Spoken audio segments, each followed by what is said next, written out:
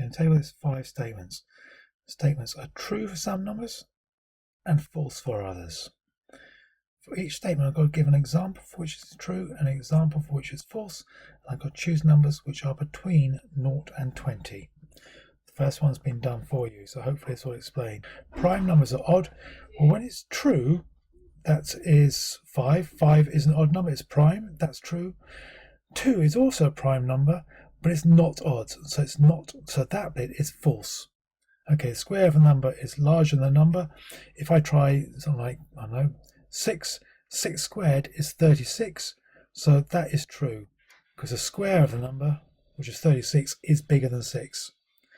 When's it ever going to be smaller?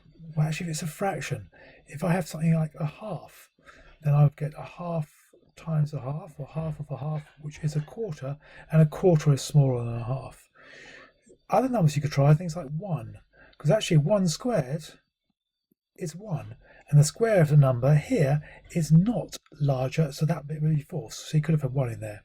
But basically a fraction goes in here, and a number bigger than 1 goes here. The highest common factor of 2 numbers is smaller than both numbers. So if I were to have, say, 4 and 6, 2 goes into both of these. That's the highest common factor, and 2 is smaller than both of them. So I could have 4 and 6. But if I were to have 4 and 8, then 4 would be the highest common factor, and 4 is not smaller than both numbers. A number has an even number of factors. Well, let's try 2. 2's got factors 1 and 2, and that's got an even number of factors. So 2. 3 is just 1 times 3.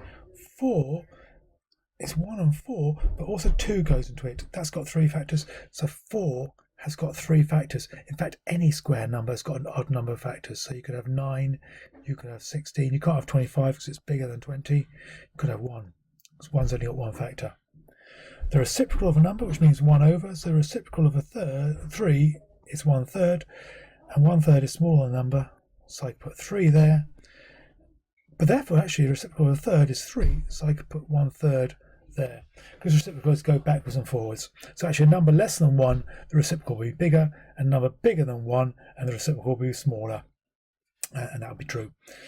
That's quite a tricky question, and that's question 24 done.